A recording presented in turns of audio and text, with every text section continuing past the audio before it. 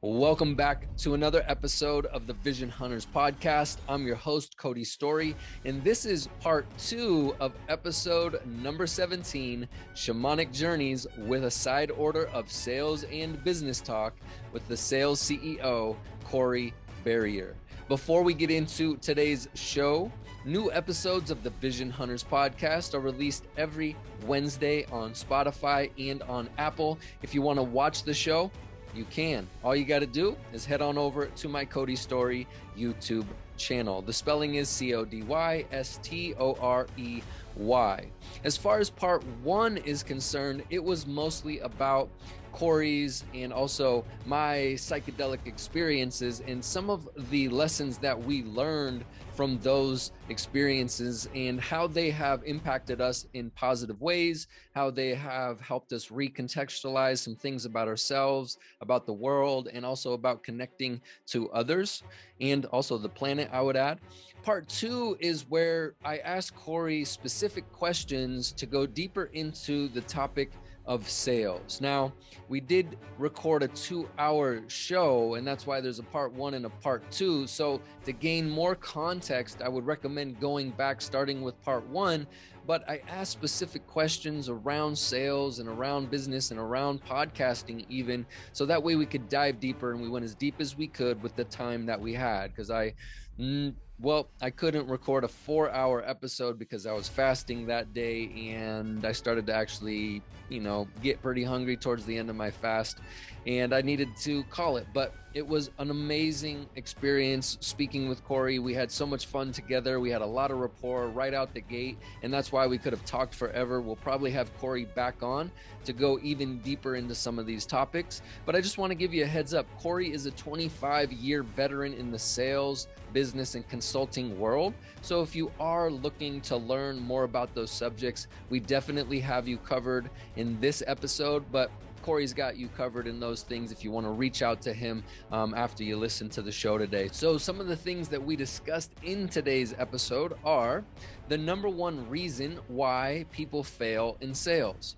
the difference between sales and negotiation, what it was like for Corey to go on Brad Lea's Droppin Bombs podcast and drop some bombs, the old school ways of selling versus the new school way of selling, why the customer doesn't really care about you or the features and benefits of your product and what they really care about, how to get great at the discovery phase of the sales process, the importance of having a sales process and having a script, some of the ways that you can handle objections if they do pop up, the importance of role play, and why we need to practice our skills as sales people or business people on the daily if we want to succeed, why the willingness to prepare is really the key to unlocking your success and winning more, and lastly, the power of mentorship. Now let's get into part 2 of episode 17, Shamanic Journeys with a side order of sales and business talk with the Sales CEO, Corey Berrier. Great question. So the number one reason salespeople fail is because of fear. It's the fear of asking for the money, or it's the fear of what the answer is going to be when you ask for the money. And you mentioned this earlier, I believe you mentioned it, where you said, well, we got all these thoughts going through our brain, and I can't remember what you were referring to, but the point is that we talk ourselves off a ledge, on a ledge. We decide, we say, well, we're going to do this, and 5 seconds later, we're like, oh, fuck, I can't do this. And then and our brains go back and forth and back and forth and back and forth. And so for sales, I think that by far is the number one reason why salespeople fail or they're not successful. Negotiation, I think, is very similar, but the negotiation takes work. You can't be a lazy ass negotiator or you're not going to be successful. You have to be tenacious, and you have to be able to go through, for example, when you use the example with when you to buy the chair or the coffee table, And he's talking about, he said, you know, when you go to, he said, if you go to a flea market, it doesn't matter what the price is. It makes no difference what the original price is. You have $100 to spend. So he goes through all the, it has a lot of steps to it. And there's a lot of, and it's almost drama that's attached to that process. But there's a reason for the drama, is so the person feels okay, so they feel like they're winning, and so that you get what you want in the end. And I'll tell you, I took this process and I went to the flea market about 3 weeks ago. And I went for one reason and one reason only. It wasn't to buy anything. It was simply to see if I could take somebody through that evolution and get the price I wanted. And I can successfully say I absolutely did. And it takes time. It takes, you know, it really does take balls. It takes balls to say to somebody, if they're asking $250 for a coffee table, I'll give you $65, right? Because you know how the response is going to be to that. It's not going to be great, but that's part of the negotiation. And you got to start at that 65% mark and take it up. I think it's 10%, and which is half of something. He's got an equation, but he's got an equation in the book. He does. And it works. It absolutely works because, and at the end of it, you got to, you know, you got to be a little bit jokingly like, man, I've given you, and he even says this, you want the shirt off my back? Like I've offered you everything I can offer you. And you're coming from a place of like, come on, dude, like what else you want me to do? And not in a shitty way, but like, man, I've worked really hard for this, and they've worked hard for it. They want that deal just as much as I want the deal, right? So they want to sell the item, and I want to buy the item, but I have parameters, and they don't. They don't know that I'm only going to spend $100 going into it, or they wouldn't even talk to me, right? Because if the table's $250, why would they talk to me over $100? They're not. But you got to go through the system. You got to go through that process in order to get the result you're looking for. And I think it's fear and laziness is why people don't negotiate well. Yeah, dude. And what's interesting is it's like effortless once you tap into it and do it well, but it is a practice. And that's the part that for me takes work. You know, like anything else, it does take the repetitions, and I find it very easy to revert back to like my old ways. And then I'm like, oh shit, I get done with the conversation. I'm like, dude, you didn't label anybody. You didn't mirror. You didn't do any of that shit, dude. You didn't do a mislabel. You didn't do an asking label.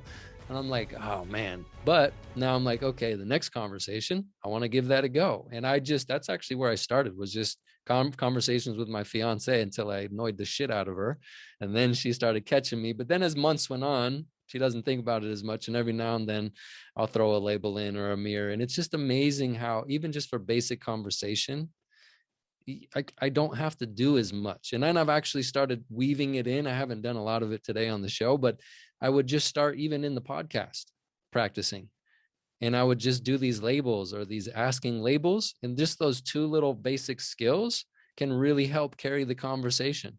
And I don't have to talk as much, which like you, I don't mind talking, especially when we get into stuff we're interested about. But it's also not my show, and it's fun to hear people open up more. And this stuff really does get people to feel comfortable, like you're saying, and open up.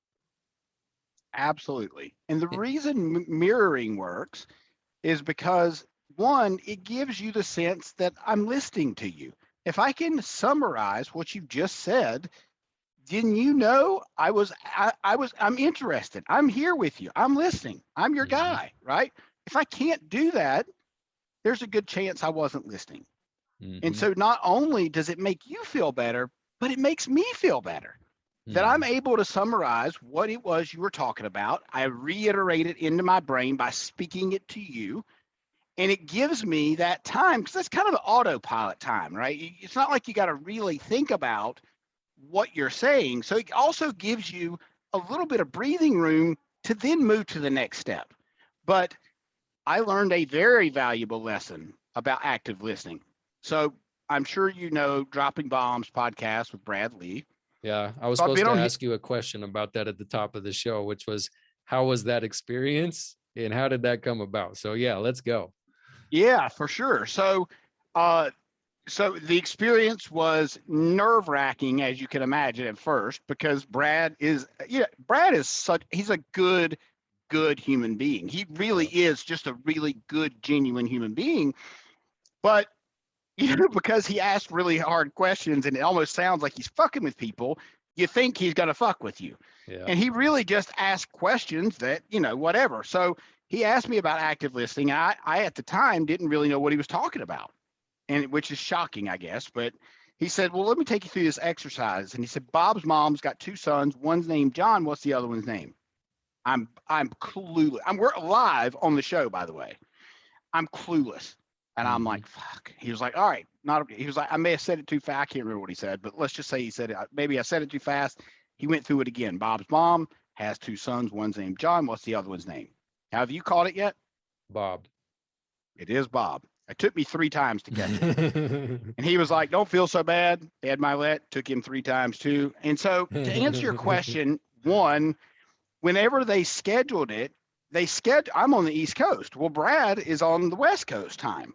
So in my calendar, it was booked as the East Coast time and it didn't shift. And I don't know if that was a user error. I don't know what happened. And so it was like 15 minutes after 11 there. And one of his guys called me and said, hey, dude, like, what's your ETA? I'm like 2.5 hours. Oh, shit. He was like, dude, the show was supposed to start 15 minutes ago. And I'm like, I'm shitting bricks because I'm like, I'm so excited to be on Brad Lea's show. Like, I had it all planned out and things just went sideways at the last minute. I still made it. He still made time for me. We still had kicked it around for like 2 hours afterwards. Really great guy. And then the second time that I went, we talked about ayahuasca. He wanted to know about how my journey was because I was getting ready to go do my second one. Mm-hmm. So it was cool. It was really cool. He's a really great guy. And how it came about is one of my buddies went to go see him, and one of my buddies knew I was obviously a big fan. And so he had Brad send me a video. And when he sent me the video, that kind of set me in motion to have more of a conversation with him. It's not like, I don't know if you can get a hold of him on Instagram or not. My guess is he's got a lot of followers, probably not. Mm-hmm. But that started out our conversation. And I built that relationship for 6 months at least before I got to go out there and do that podcast. But it was really cool and it paid off, right? Mm-hmm. I mean, it really did pay off because it was a great experience. Mm-hmm. It was a lot of fun. No, that's a big one. And I look at him like an OG. Like, just when I hear him talk about things and how he views things and the things that he comes up with, I'm just like, wow. And he does have that place underneath everything, which to me is empathy. Like, if we're talking about empathy, like, he's able to word things. He's a great wordsmith, but yet at the end of the day, he's looking for a great outcome for you.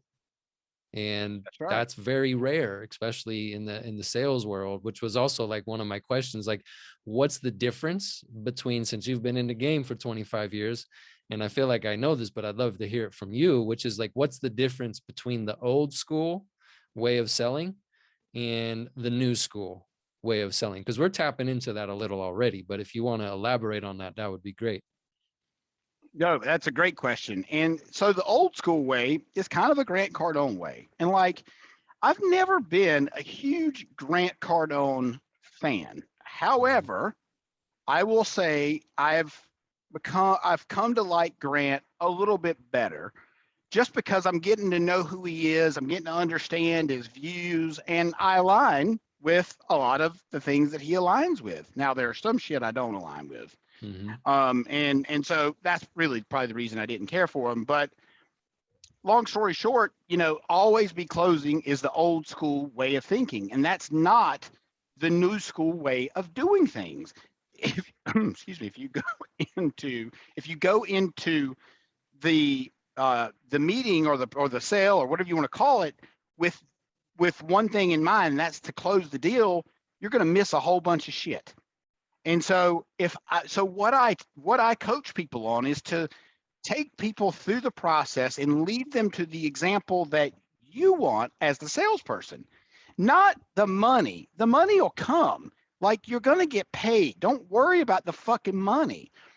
Worry about solving their problem, because if all you're thinking about is the Beamer in the fucking driveway, or you're thinking about the fucking lake house you're going to buy, it's going to cloud your thought process. It's going to cloud the real reason that you're wanting to do business with these people. And people know if you have commission breath.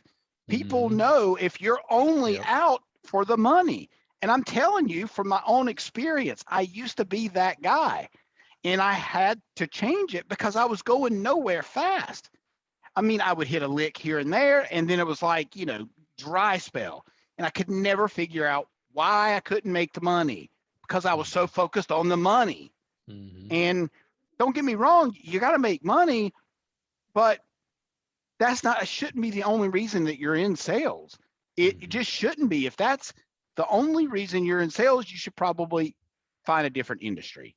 And I'll tell you the other thing that I think people used to do a lot, which they don't do as much anymore, is they feature and benefit dump. Well, here's the features of the car. Here's the benefits of how it drives. Nobody gives a fuck about that. They only care about what they care about. The customer only cares about themselves. And I don't say that shitty, it's just the facts. The customer does not give a fuck about the salesperson. They don't give a fuck about the car dealership. They don't even really give a fuck about the car. But what they do give a fuck about is how they're going to feel in that car. And they care about what it does for them. And if you're so egotistical that you don't find out what it's going to do for them, you're not going to get the sale. You're not going to get the sale. And it's called pay. You got to pay attention. And it's just asking good basic questions and not stupid questions. Like, what brought you in today? Motherfucker, I'm on a car lot. What do you think brought me in today? A house? Like, don't ask stupid questions. So that's exactly that's how I feel about new and old school. Okay. No, I love it. Because it's also leading into what I got next. Like, this is just amazing how this all fits together, which is discovery. You're talking about asking questions. And to me, at the end of the day, it comes down to asking good questions, like you're saying. I want to get into what you believe to be fundamental skill sets here in a second, but let's jump right into this. What do you feel is the goal of the discovery? And I just want to frame it with like a little bit of, or with a couple different examples. Cause like, I've been through these different sales systems now, and I'm like about a year in. And so sometimes I've been taught to dig into the customer's 7 core beliefs. So that way you can handle objections upfront before the close. Defining, like I said, Keenan's gap selling, which I think to be phenomenal still, which is the current state, finding out the problems, the impact of those problems, the root causes, and then defining their desired future state. Then some people, it's all about uncovering the customer's pain. And then some people's systems, it's just all about finding the customer's needs. So that's like a million ways to go about doing a goddamn discovery, which is asking questions. And I know how I would answer this, but like, how do you go about it? Because you just kind of hinted around it as far as like them feeling a certain way. So like, what's that all about for you? How should we be conducting a freaking discovery and asking questions? Like, what's the goal? Well, you've got, and I 1,000% agree with, digging for the pain. And let me just be clear, digging for the pain is not a physical pain. And I know you know that, but you'd be surprised how many people don't really know that. And so there's a process that I go through, and this is what I work with people in my Sales CEO syndicate with, is one of the things that's super important is following a sales process. And the first part of that is, you want to find out what the customer's there for, right? You want to find out, the first part of it's building rapport, right? And so I said that out of order. The first part's building rapport, which is, building a relationship. It's getting to know them, getting to know you. You need to be prepared before you get on that sales call. And what I mean by prepared is you got to know something about that person. You got to know what they like, what they don't like. You got to know if they went to a baseball game last week. You pick out whatever it is that you can find a commonality with. The second part of that is the upfront agreement. And this is key. This is so, so, so key. And I refer to this as the upfront agreement because this is where I say, look, I'm going to walk you through. I'm going to ask you some questions, and you're going to ask me some questions. Cody, I didn't mean to call you Cole. Cody, we're also going to talk about. We're going to talk about the money. We're going to talk about the budget. And look, if you feel that I get a little bit uncomfortable when we talk about the budget, do you mind just letting me know? They're going to say yes every time. The next thing is that we're going to talk about the decision, right? At the end of this, Cody, we're going to make a decision, and the decision's a yes or a no, because maybes waste my time and they waste your time.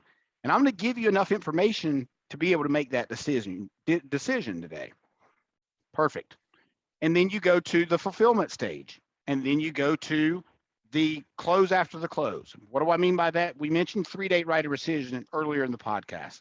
This eliminates the 3-day right of rescission. Now, Cody, look, and I know you're super excited to get started. I'm sure you know a couple of people that would benefit from this program. Let's figure out who that is really quick before I head out or before we end the call. And you give me those names. That's the first thing, right? That's referrals. You're asking for referrals. And if you give me 2 people's name or 3 people's name that you personally know, most likely you're not going to call and cancel. But the other part to that, which is super uncomfortable and super important and necessary, is saying, hey, Cody, this is not you, and I know that, but I just want to make sure I've answered any questions that you have, because I don't want to get back to my office and get a message from my secretary saying that you've called and canceled. And again, I know that that's not your plan, and I know you're not that kind of guy, but I just want to make sure I'm not going to get back to my office and get that phone call. And you've shorted up, bro. That's it. Like, and you get that, yes, I'm not going to make that phone call. They're not going to make the phone call. They're not going to back out, because this is their opportunity. Hey, if you've made a different decision, now's your opportunity to tell me. We can just end this right now. I'm okay with that. But I'm not okay with you telling me we're moving forward and then calling my office and canceling. I'm not cool with that, and you shouldn't be cool with that.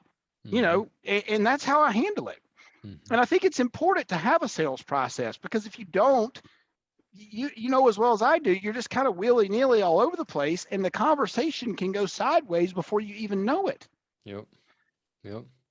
So sales process. Now I'll ask you another easy one. I probably know the answer to it, but like, script or no script? That's actually a great question. And especially for me at this time in my life, because I'm not a script guy. I hate scripts. I despise them. I despise trying to do them, because at the end of the day, I just feel like I'm better winging it. Now, the truth is, to have a successful discovery call, you need to have things in place. And that, for me, at this moment, is a script. Why? Because there is a cadence to that script. There's questions in there that I want to ask that are going to bring up the reasons why we're on the call. It's going to help you understand. I can help you. It's going to help me understand how you react. And some of the questions are challenging. Like, for example, after you tell me all the great things that you're doing, I would say, why don't you just stay where you're at? Like, why make a change? And at the point I have to ask that question, it is uncomfortable. And I'm not 100% great at reading through this script yet. It's like 6 pages long. So it's a bit of a challenge, because I'm just not used to following a script. And so it's a tough one, because people know, if you're on the phone, people know you're reading a script, dude. They know. They can tell the cadence in your voice. They can tell it's not natural. And that's why I hate it, but sometimes it's necessary. And I think it's necessary until you can get it down pat. Yep. That's what I was going to answer as well if I asked myself the question, because I feel like a framework, because when you're talking about a process, that's what comes to mind. It's a framework. When I think about a script now, it's a framework. And I feel like the repetitions are what bring it all back together, where I can feel human, having a human conversation with another human. But in the beginning, it feels ridiculous. The cadence is off, the tone is off. Even the way I ask the questions, they come out wrong sometimes. But getting in the trenches and just going back at it, I think we can get to a place where we can be off script, right? And be able to go with the flow. Because I found that's what also can happen sometimes with a script, is it kind of like funnels me into, which is part of the point, is to like guide the conversation. But sometimes sticking to the script too tight, I'm kind of moving in a direction and I miss some opportunities. Because you were talking about like even active listening earlier, and most conversations don't go A, B, C, D, E, F, G to Z. Like it just usually don't go that way. So I think the repetitions also allow me to be flexible with, okay, we're going to go here now. I know we still need to get over there because I've practiced this enough that we got to get back over there, but we're going to go here for a little bit, and then we'll go there, and then we'll get on course, and then we maybe go over here a little bit and we get back on course. Like, I think there's a lot of value in being able to have that kind of flexibility, because to me, conversations are dynamic, but that framework underneath it, to me, has become really critical. And like you, like I never used one in the past either. Never even thought about it. Just did what I did. Like you do what you do. Yeah, but here and I can't. It's hard for me to even admit this, truthfully. Mm-hmm. But there's a reason for the script. For me, for me and what I do, there's a reason. There's a script, and that's because it produces results. Mm-hmm. It gets me closer to the closing the client, selling the client, whatever you want to call it, helping the client ultimately. It gets me closer to that point by going in the order that's designed as the sales copy. Mm-hmm. And again, you know, I'm pretty good just winging things, but I'm a lot better off if there's a point A to point B strategy for an end result. And I'm kind of Mm-hmm. liking it, to be honest with you. I'm kind of liking it. Yeah. Well, there you go. I didn't even bring that into my lexicon, but yeah, dude, fucking results. At the end of the day, that's what we all want. Just like your customer wants some goddamn results. That's right. So would it be stupid to just pretend as if I don't need that? Well, I can, but will my percentages increase as far as helping people across the line? My experience so far is it's been pretty damn helpful for results. So Absolutely. you mentioned questions, right? And here we are, we're talking about discovery. What are some of the things that have helped you really dial in your questions? Absolutely. So mirroring is one, which I almost thought about doing it to you just then, but I was like, I'm not gonna do that. Mirroring is a good one. And then, dude, like they don't have to be like these rock star amazing questions. I'm gonna give you the number one question that anybody listening to this podcast can use, and it will be effective 99 out of 100 times. It's 3 words. Tell me more. That's it. Mm-hmm. Tell me more, or you could say, tell me more about that. It works damn near every time, because if you say, tell me more, that's what they're going to do. And the other part to that is shut the fuck up. Like you got to know when to shut up, because if you don't, you'll talk yourself right out of the sale, dude. I mean, and that's where, that's another thing I think salespeople don't do well, is they don't know when to shut up. They think they've got to overpower the customer and steamroll them with all their knowledge and all of their, amazing sales ability and product knowledge and information. No. The less you say, the more information you're going to get. All the questions you have are probably going to be answered by the customer and they won't even know they're being answered. They're answering the questions just by asking, tell me more about that. Well, when is a time when you had a different result? Or how did it make you feel? Or what did that look like? It's literally simple shit. But you got to learn how to ask that short question and then just sit back and wait for them to answer it. Because somebody's going to talk. You're not going to stare at each other for the next 10 minutes. So it's not going to happen unless you're on the phone with Chris Voss. That might be a different story, which I am having him on my podcast. I don't have a date yet. Dope, dude. Dude, I'm That's so gangster. stoked. I'm stoked. Oh my God, that's huge. That is huge, Yeah. dude. I did get to ask him a question, and you're gonna laugh when I tell you this. So I thought before I got up there, I thought, all right, I know how to frame the question. Is it a ridiculous idea? But I got up there and I bitched out, and I was like, if I try to use his own shit on him, he's gonna be like, and I came up with all the reasons, and then I didn't use it, and he said, well, first off, Corey, you didn't ask me the question the right way, and I'm like, and he said, is it? And I went, motherfucker. But either way, it was cool getting to chat with him. And the question was, will you be on my podcast? So anyway, and the email sequence he talks about, or not sequence, remember the story he told about Shark Tank dude, Robert Herjavec? Yep. He sent an email, I think at 5:03, and he said, too. And I've used it all, dude, I can't even tell you. I used it on his secretary. I said to her, would it be a ridiculous idea for you to book Chris on my podcast by the end of today? And I didn't get him, she didn't book him, but I got a response, which is perfectly fine. I'm totally cool with that. And she said, this is our process. Here's what we need from you. Here's the media kit, blah, blah, blah. And I got my answer. I didn't get him on the podcast yet, but I got a little bit closer. Yep. That's so gangster. Yeah. I love it, dude. Dude, that's so cool. What a great guest to have. The other thing that popped up is the one where if you aren't getting responses, like if people are ghosting, it's so did you give up on the project?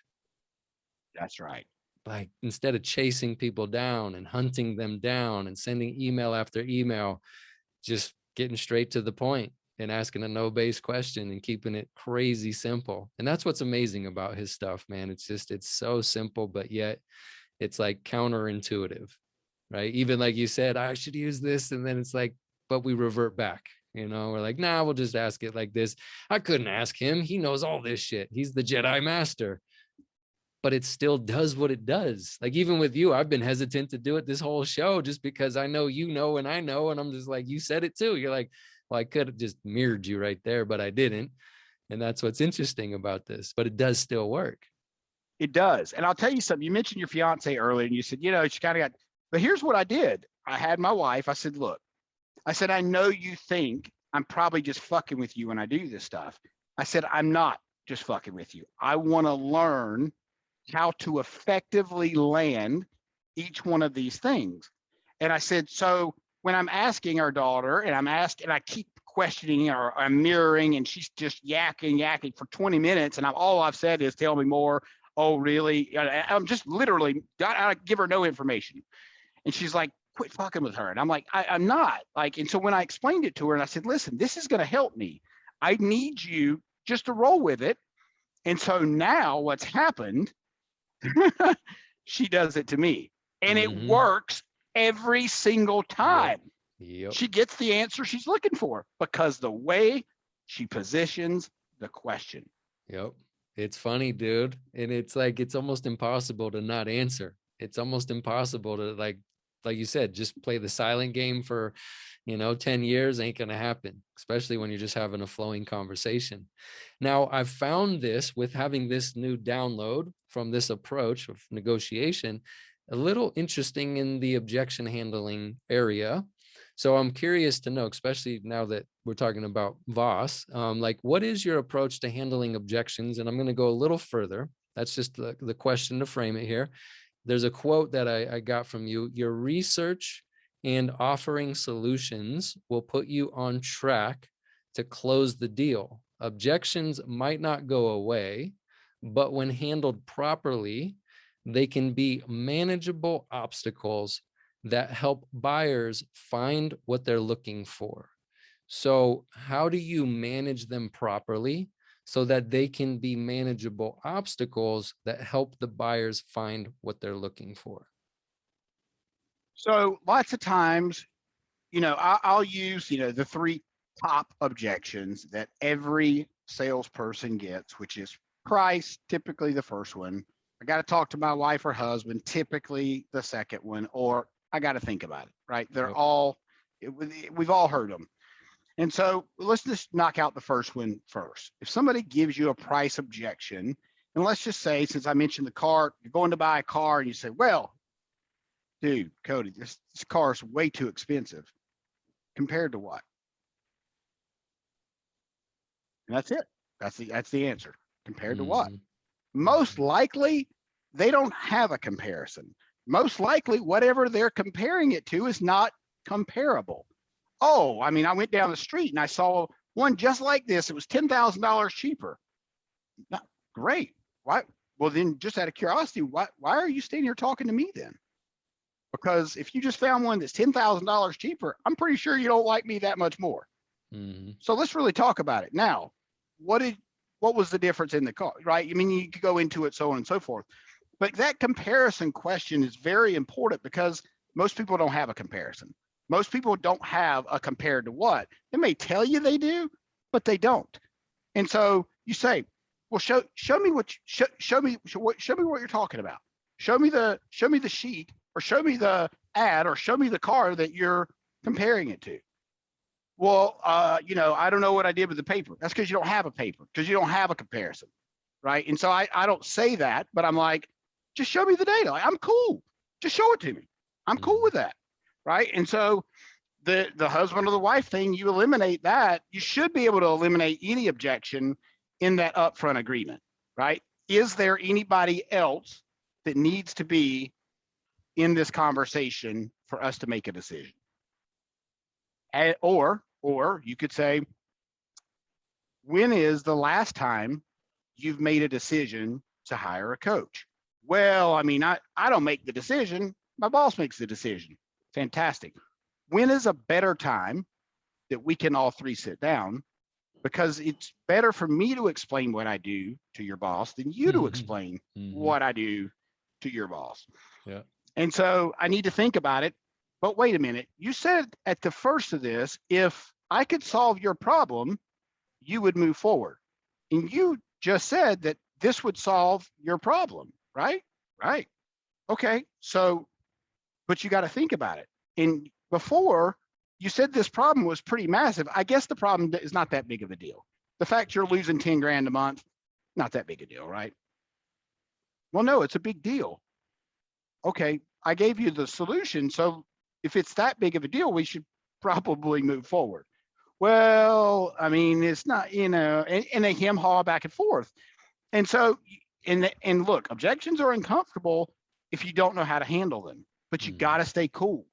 You got to stay calm, and you got to stay collective, because if you don't, and that voice gets super high and you get excited, or they can see you're flustered, they've got you. Yep. You just move to their side of the table. But if you can stay calm, and the number one thing, you don't need the sale. You don't need the sale. And that's how you've got to go into it.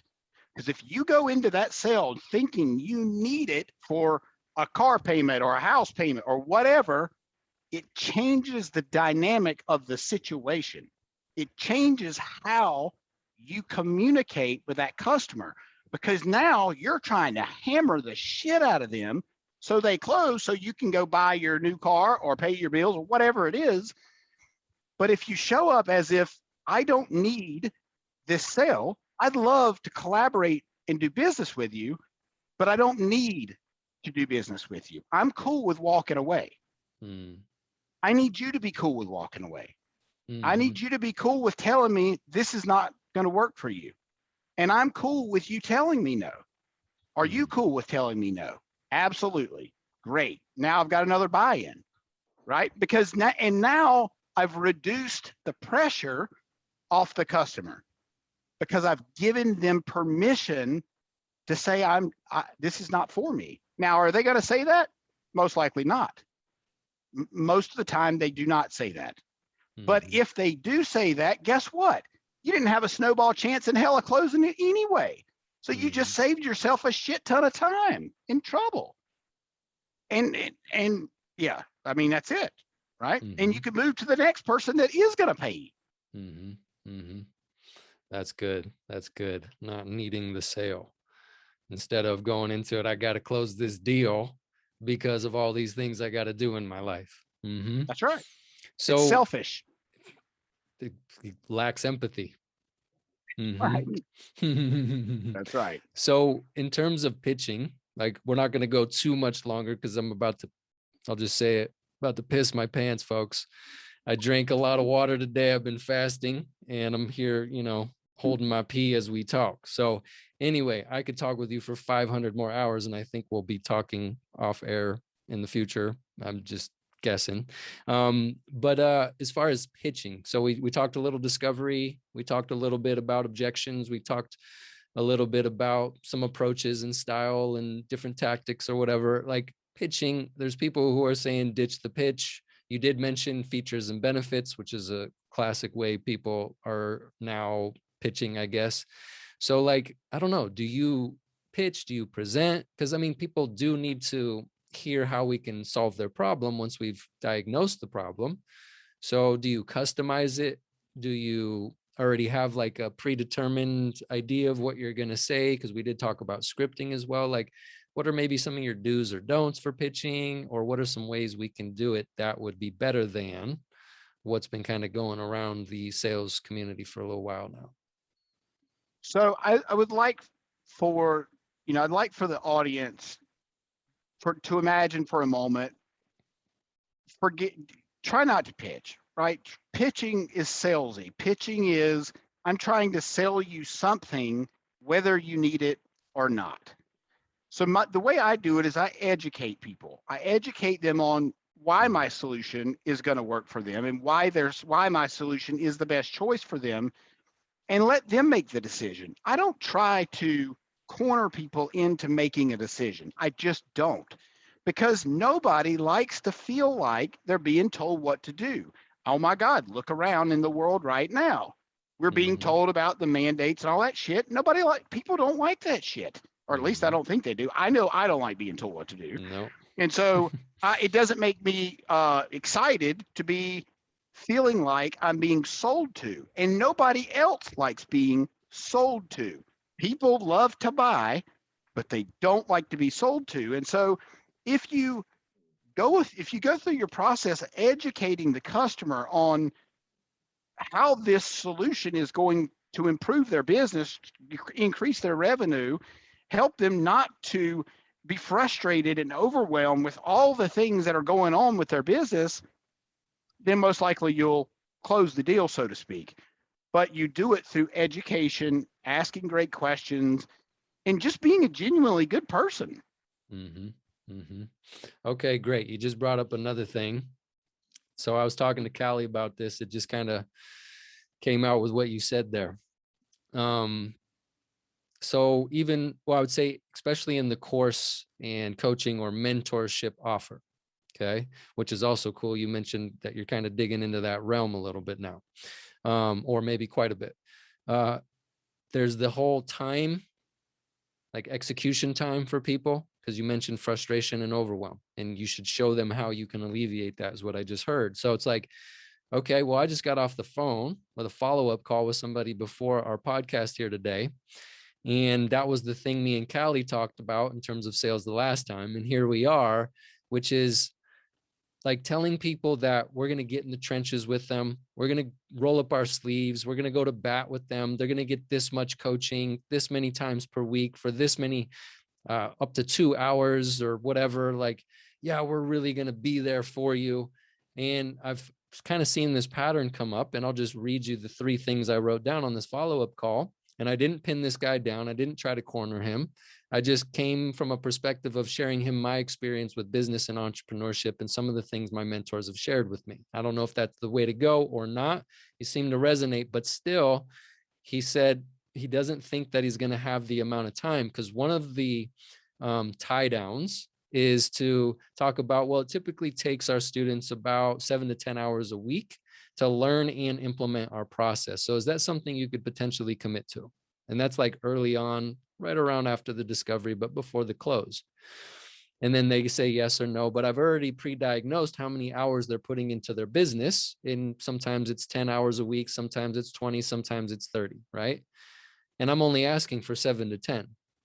Now, what's the deal with this? Like, how do we solve for when people are hung up on it's going to take them too much time to implement, or they're not really ready for that level of commitment as far as all of what we offer, and it's causing a little bit of overwhelm for them, and it just seems like it might take too much effort, and they're already working like a 9 to 5. This is a side hustle, and I just feel like that's a lot of more energy I'm going to have to put out on top of me already having to work, 5 days a week, 6 days a week from 9 to 5. Well, here's how I would respond to that. I would say, well, okay, so you've got your side hustle, which assuming that's what they want the coaching for, right? I'm most likely They don't need coaching for their 9 to 5. So, no. And I would say, well, you said you were spending about 3 to 4 hours a day on your side hustle, right? And you feel like you're coming up short, right? That's what I believe out of this whole conversation that we've kind of hinted around about. That's why you're talking to a sales coach, because you need to grow your revenue, right? That's the whole point. So let me ask you, if you're already spending 3 to 4 hours and you're not growing your revenue and you're not where you want to be, then do you really think that it's going to hurt you spending a couple of those hours with me, helping you to improve your systems, processes, and help you grow your revenue? I don't think that's too much to ask if I'm going to give you the result that we're talking about. And that's what you said you wanted. You wanted to grow your revenue from 10,000 to 20,000. I'm telling you, I'm going to show you how to get there, but I'm going to need some commitment from you first, because I don't work with non-committed people. In fact, that's the second thing that I cover when I tell people, if you qualify for my program, you've got to be committed. You've got to be willing to be coachable. You've got to be willing to make the investment, right? Those are all parts that have to be a part of the equation, because if any of those three pieces are missing, it may be unsuccessful. And so it doesn't sound like that guy was your customer potentially. What was he trying to grow his revenue to? Do you remember? First, because we're talking to like newbie business or newbie entrepreneurs. This is not people that have established. This is more like we said, or I mentioned, side hustle. So his first goal or milestone would be 10K a month, and then to get to 20K a month. Okay. How much is he making now? Well, he's a truck driver, and I don't know if I pinned down his income for his job. Nope. I don't. What about his side hustle? How much is he making with his side? I'm assuming he's making nothing. He's making nothing. So he's been in, this is the network marketing industry, and I'm not from that world. I don't really have anything to do with it. I'm cool with it if people want to do it that way versus like make their own product. So anyway, he's wanting to get back into what he's been doing for 11 years, but he took the past 3 years off from doing it because he doesn't like doing it face to face, the old school recruiting way. He wants to now do it online, which is what we teach people how to do, is how to build their network marketing business through a proven process using social media. And obviously they get the mentorship along the way to help them get there. So it's specific. It's not a cookie cutter program. So 11 years he's been going on and off, but the past 3 years he hasn't made anything in it, and he wants to get it going again because he's driving trucks, he said, and he finds like there's some time here and there that he could do this to where maybe he could build that extra 10K per month and leave his truck driving. And I'm just like, to me, it makes absolute sense, but obviously to him, it ain't making sense. Well, I mean, if he's driving a truck, he's got, I don't know how, I can't remember how long they could drive a truck for every day, but let's just call it 10 hours. You got 10 fucking hours in your truck, bro. What do you mean you don't have time? You have 10 hours. The calls are recorded. You can go back and listen to it. If there's something that you needed to see on the Zoom call, you can go back and watch it.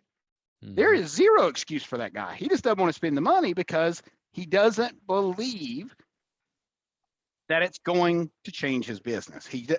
Unfortunately, and I would say this to anybody, that at the end of the day, if they decide not to work with me or you, it's because we didn't provide the value they needed to make the decision. And that's our fault. That's as salespeople, it's our job to communicate the value of what we're offering. And if we can't paint that picture, they're not going to move forward. And you can't blame them for not understanding what we are trying to explain. So that means we got to go back to the drawing board, figure out where we fucked up, or where we didn't add value, or where we didn't come up with the solution. And for this gentleman, I would say, first of all, network marketing's hard. If you're just now starting a network marketing now, and look, I subscribe to a network marketing thing. I don't really push it because, kind of like you, I don't really understand it. And well, I don't know if you understand it. Maybe you do. I don't really understand it. And it seems like there's a lot of scammy shit going on with it. And I just feel a little bit dirty with it. But the product works. And so I do tell people about it if they ask me, or if they mention having gut issues, I absolutely tell them about it. But outside of that, I'm not going to tell you unless you ask me about network marketing. I'm not going to tell you about, because I don't make any money doing it. I mean, it's literally, if I tell you about it, it's literally so you go buy the product. Now, I don't even care if you buy it from me. And so it's really challenging, in my opinion. And again, I'm not speaking from a ton of experience with network marketing, but my experience has been it's a very hard industry to make a ton of money in. And that's where I think this guy probably knows that deep down in his heart. He knows that it's very hard. And maybe you guys have the solution. It sounds like you probably do. And I haven't seen your solution, so I don't know. I don't know how you all do it, but that's great that you told me that, because I've got a buddy that you might be able to work with him. Anyway, long story short, that's what I would say to him. Here's the other thing that we have not even hit on yet is role playing. Dude, sales training is one of the most underutilized things in any business in this country. You know that 34% of salespeople have never had sales training, ever. And I'm like, well, no wonder we've got a bunch of sleazy ass people, because they don't know what they're doing, and they're just spouting off shit to try to make money, and that's not cool, because that hurts salespeople. And my goal is to bring back some respect to salespeople, because we're kind of like, we're all lumped into the category of used car salesperson or snake oil salesperson or whatever. Basically, it's not a great label. And so I'm trying to change the game with that. And that's one of the things that we're doing with the appointment setting. And the reason we're doing it is because, I talk to so many contractors that are like, leads, get the fuck out of here. I'm not buying leads. I don't care if I ever hear from another leads person. And so the problem that we solve is we don't sell leads. We sell you appointments that are pre-qualified, and we know they're going to be there because we've vetted them. We know they're going to be there, and we know they want your product. How much is that worth to you? A shit ton. Because it saves them a lot of time and effort. I love that you're wanting to make sure that people have adequate training, because I'm with that. Now, why do you think role play is so important, and what are some of the ways that you really feel it helps people step it up and actually be a legit sales pro? Well, here's what I'd like you to think about. So if you think about Tom Brady, I think we could all agree that Tom Brady's one of the greatest quarterbacks of all time. Whether you like him or not, he's fucking good, right? Tom Brady does not step on that field on Sunday without practicing. Why? Because he wants to be the best. And if Tom Brady or let's take Michael Jordan, that's a great example. I don't know if you saw his documentary, but Michael Jordan said in his documentary, he said every day he shot 1,000 free throws. Now he's definitely the best of all time, without a shadow of a doubt. And if Michael Jordan, if he is so rigid that worked for him, who the hell am I to think that I shouldn't be practicing the same amount every day to be the best in my industry? And so that's where role playing comes in. And the practice, especially if you do it in front of a group of people, the reason that it works is because it's extremely uncomfortable. It's extremely terrifying to have to stand up in front of, or on a Zoom call, as of recent, in front of your fellow team, and you have to perform, and you have to do it off the cuff. It exposes who does not know what's going on, and it shines light on people that do. And so it's uncomfortable for people, but you also know the next time you meet with me as a group, you better be fucking ready, because this is coming. And when you start presenting to your customer, I promise you, it's not going to be anywhere near as uncomfortable as it was on that call with 15 of your fellow employees or fellow whatever workers.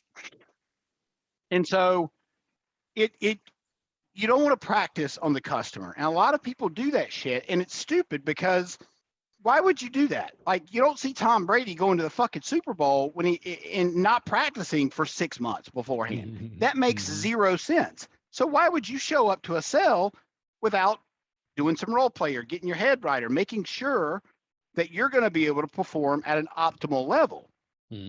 I don't know why anybody wouldn't do that, but that's why it works. It's uncomfortable, and it puts you in a position where you have to think quick.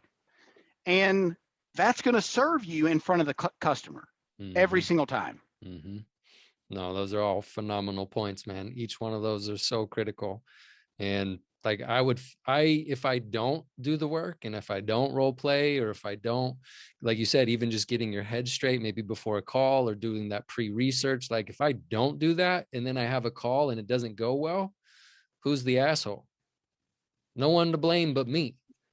So there's just something inside of me is I don't want that kind of thought in my head, or that kind of, I guess it's a pain, right? So I'd rather do the work than get off a call and know that I didn't do the work and it could have gone through, but I just wasn't willing to do the work. That shit bugs the hell out of me.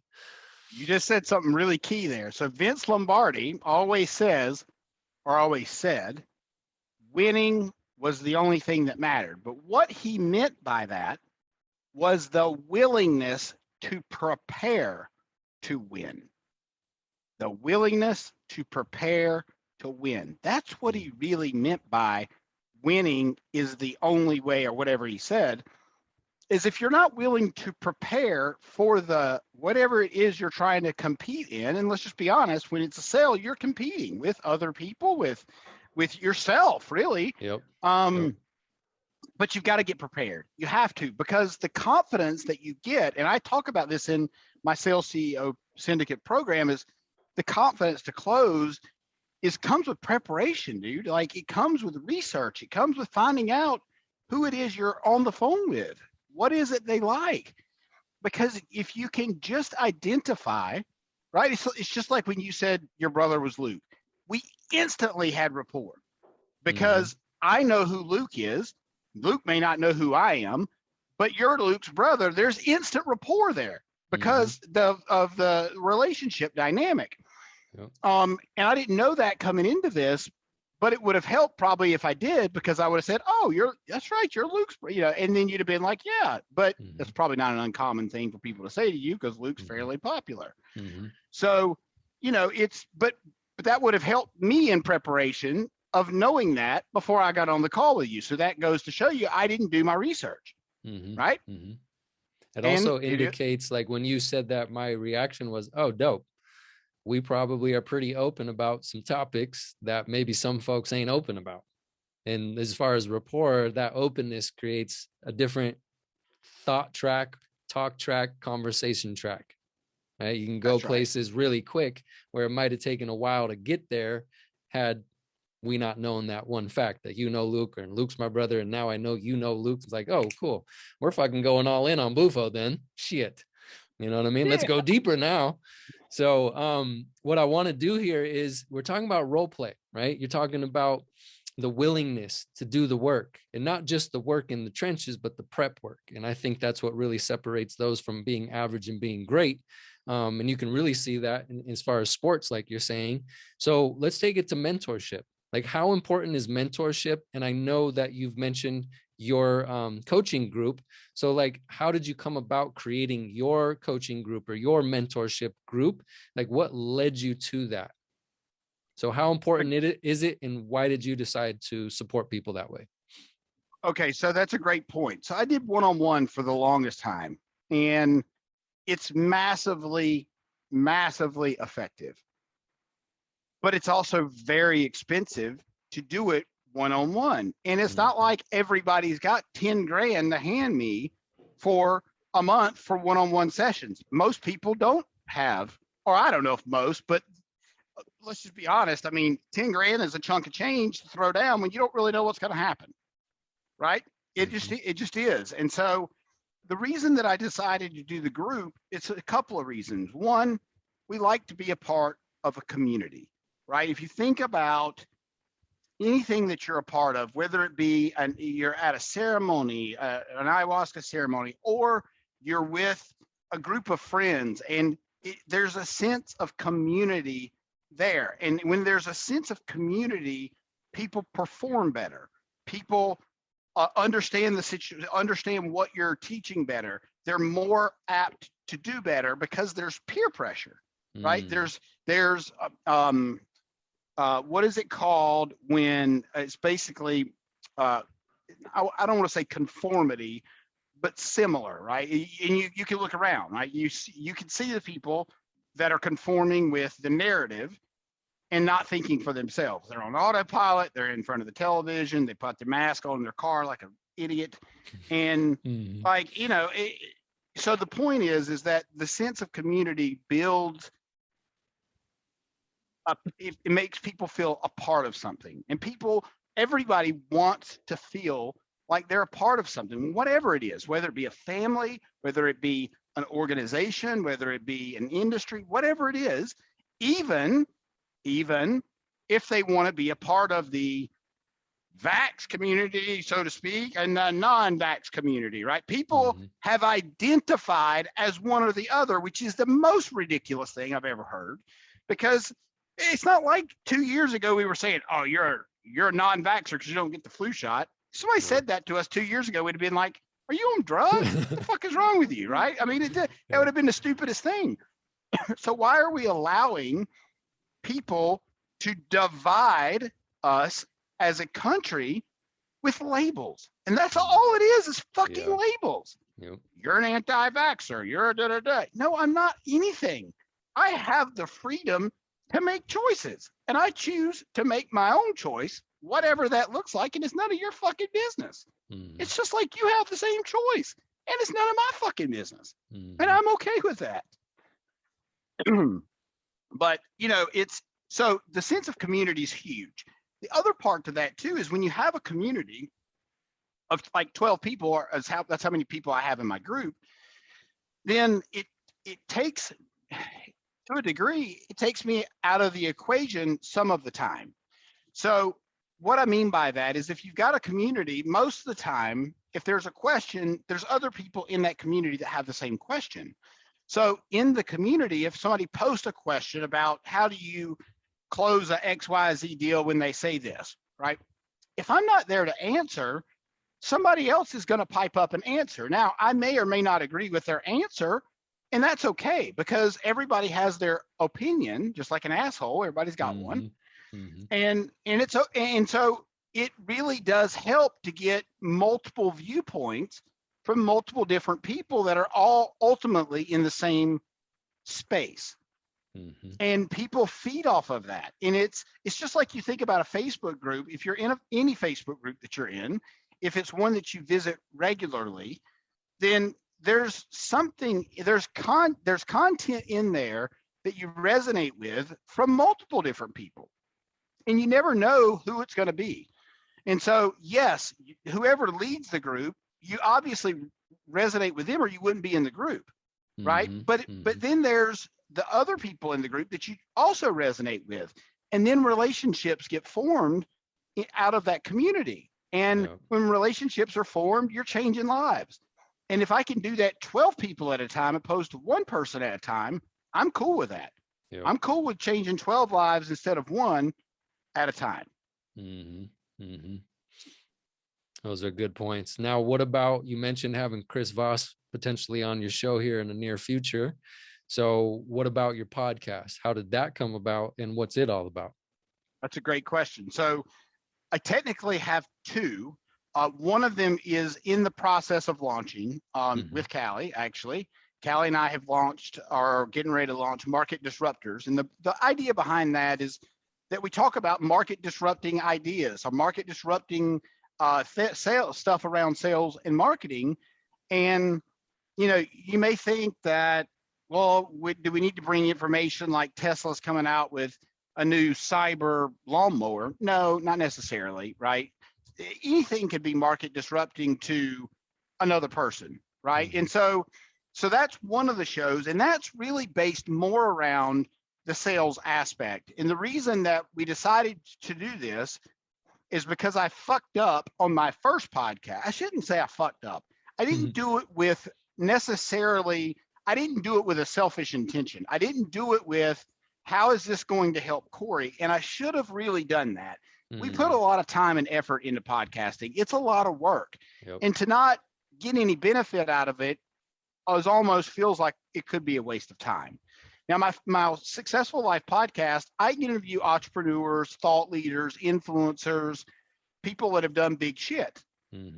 And I did that because that was just my idea of the show. I don't really know. I didn't have an aim other than just to share other people's stories. But the byproduct of that, and this has really been amazing, and I know you'll understand this because you do a podcast, when you can sit with somebody for an hour, hour and a half, 2 hours even sometimes, and learn one-on-one from that person. Some of these folks, it would cost you, $1,000, $2,000, $10,000 to get them in a room by themselves. Some of $100,000, right? I mean, I've interviewed people that you can't purchase their time, right? But they'll freely give you their time on a podcast because there's a mutual benefit, right? There's a mutual benefit for my audience to bring on somebody that is going to be interesting to them, and it's a benefit to them to bring them into my audience, right? Did I say that the right way? I think I said that the right way. I think so. Cross-pollination. Yeah, exactly. And so the other benefit to that is you get to learn from people that have done shit you haven't done. So, but to tie this together, and the reason I say I messed up on the first one is because I didn't tie it to sales. I didn't tie it to what I do for a living. So it was kind of an aimless scenario, if you will. It's been incredible. I've learned so much. I've interviewed amazing people. The experiences I can't take back. But financially, I don't know. I mean, I can't tie it directly to anything specifically financially. Market Disruptors, on the other hand, is all about sales.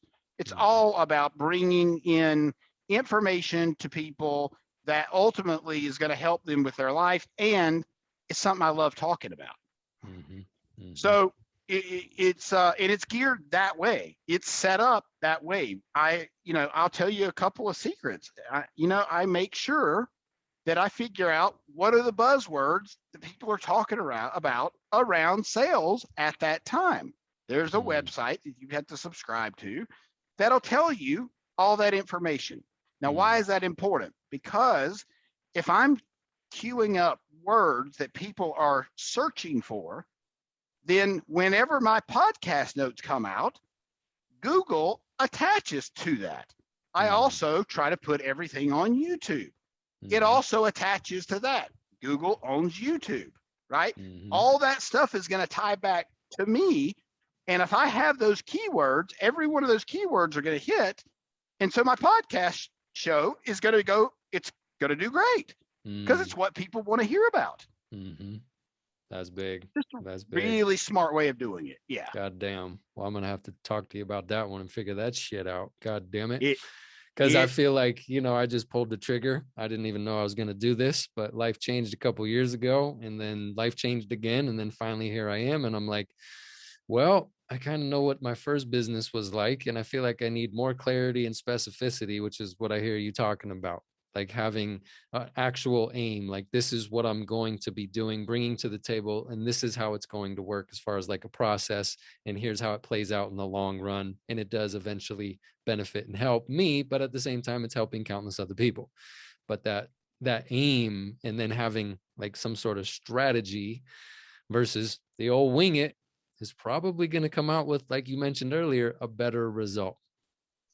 Well, think about it. If you're talking about what people are searching for, then what the end result for that's going to be is more people are going to find your show. Now, egotistically, that makes me feel good.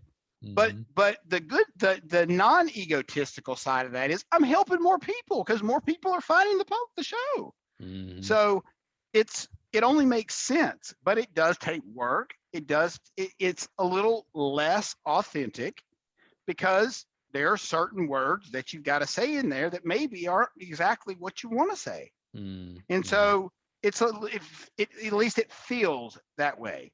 Mm-hmm.